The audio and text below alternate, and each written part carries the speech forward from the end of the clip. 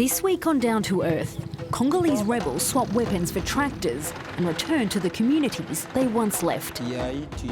They killed our parents, our brothers, but we've managed to forget. A cooperative farm that blends reconciliation and hard labour. Yesterday's enemies work hand in hand. These are people who have been reconverted and now contribute to the economic development of the region. But the financial returns are taking too long. The farm now competes with the allure of a gold rush. If things improve at the farm, I'll quit my work here at the gold mine.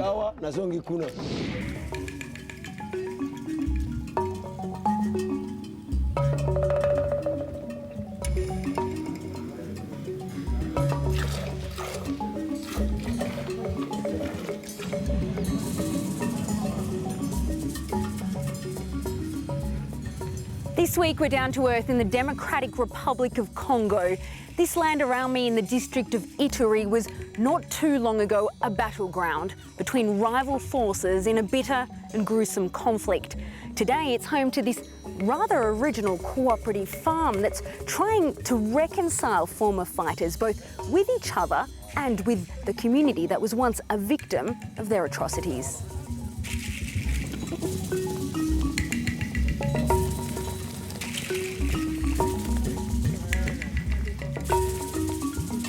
I look after the goats here. My name is GIDEON TEKELE. I find this job easy. I like it.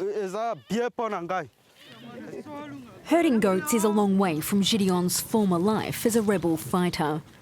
When he was 18, he brandished arms against his enemies, mostly fellow Congolese, people like Samuel who also fought in the conflict, but for the opposite side. Today, the pair are responsible for all these goats, a job that demands they work together.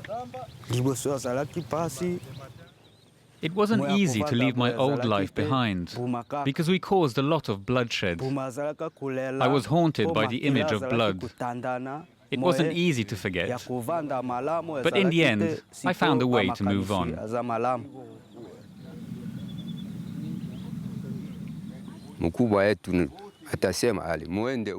Our leaders gave us formal orders to strike against our brothers, to fight against them. We did it against our will. Before Gideon and I were enemies, but now we're friends. We're together, we work together, we eat together.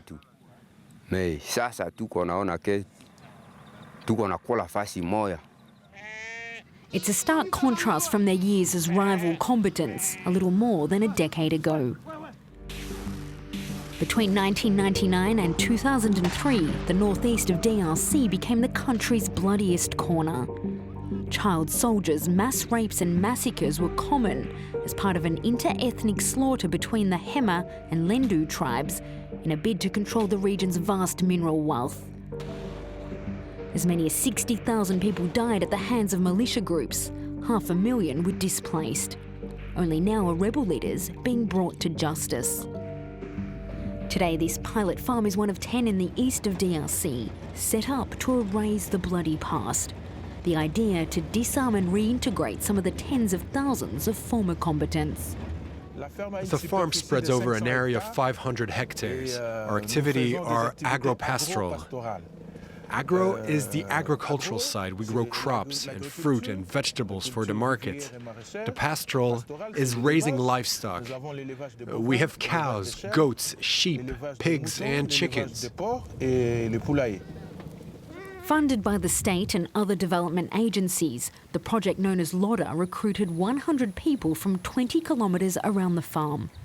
Some of the participants now live part-time on the site, like this tractor driver who works the field several times per week. You sleep here with the family or on your own? Much care was taken when allocating these shelters. The idea is to mix participants from different ethnicities, for example, a Hema next to a Lendu, to create a peaceful coexistence, a reconciliation between different ex-fighters. Since the project first began in 2012, the participants have lived and worked together in peace. It's an original idea to see an ex-fighter who took arms, who in the past used arms to harass, pillage, and steal money, to abandon all that for the sake of the farm. These are people who have been reconverted and now contribute to the economic development of the region. Once a month, the participants come together to discuss the direction of the farm. Of the 100 members, only 50 are former combatants. The other half is made up of civilians, people who have never laid hands on an arm. This is a question for everyone. Anyone can respond, either the former fighters or members of the community. How have the two groups been able to work together? At the beginning it was difficult because we felt that the former combatants minimized the importance of the members of the community because they knew the project was originally created for them. The goal of the farm was to live in peaceful cohabitation. We have a sense of fraternity here. Everything's going well. I'm going to forgive them. Yeah, why not? Because we were created to collaborate. But for others, it's harder to forgive the former perpetrators, those who have never been punished for their acts. They killed our parents, our brothers, our sisters were raped. That really caused a lot of pain in our minds. When we crossed paths with someone who fought us, if they walked by or stayed near us, it wasn't easy. But with the collective work, we've managed to forget.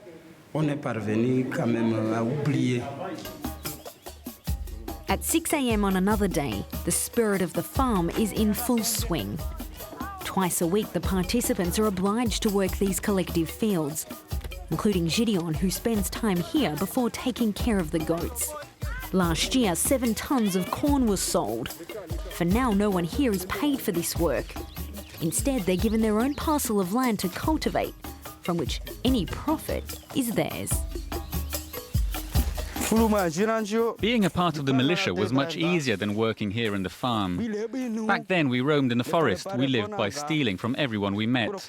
But this is dignified work that I'm doing.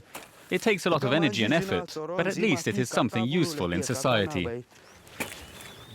GIDEON survives from the sales of his cauliflowers while he waits for the much larger economic potential of the farm to kick in. Others, however, are looking for quick cash and they're finding it elsewhere. Several kilometres away at this typical Congolese gold mine. In just 3 months, thousands of workers have carved into the earth at random. Workers like Germain, who is also a former fighter and vice president of the LODA farm. But it's here that he makes a better living, $200 in just a few months. I'm washing the gravel to search for gold.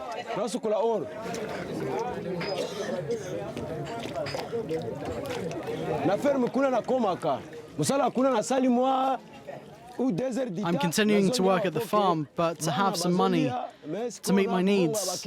I also come here to work, to be able to pay for things like my children's school fees.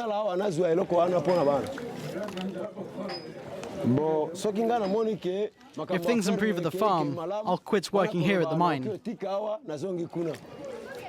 His wife Judith is also a former combatant and a member of the farm. The pair met during the conflict. She was one of 20 women fighting alongside 1,000 men. When we return to their village, they tell us post-war life has been difficult and the farm has so far failed to live up to expectations in the 2 years since it began. I know it's still the beginning, but for the moment the farm has not brought us money or anything concrete. But I don't really like that my husband works in the gold mine, because it doesn't have a certain future. At least the work on the farm, even if it hasn't produced much yet, it has a future. It will start to produce. Judith is not the only one to believe in the farm's potential.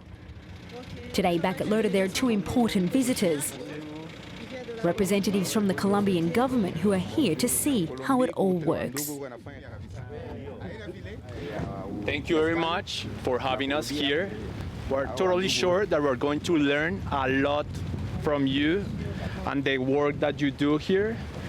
and congratulations for all the things that you have done here. Thank you very much. Colombia is in the midst of its own reconciliation efforts, reintegrating former FARC fighters who have voluntarily disarmed from the guerrilla force. We are here to visit the farms because this is the methodology that we saw that we could use in Colombia. And we're going to do also a pilot in Colombia in a region by the Pacific coast that it has really similar conditions to DRC. First stop in the tour, the latest project, a fish farm. A delay means the fish won't be ready until the end of the year. But the Colombians are not here for technical expertise. Their main interest lies elsewhere. The most important thing for us is how the community and the participants of the demobilization process can work together, can make decisions together, and can create an income from all these activities. A Congolese team has also been sent to Colombia to take note of what they do best. Two different conflicts in two different countries, but the same goal, to bring together people who have suffered for too long apart.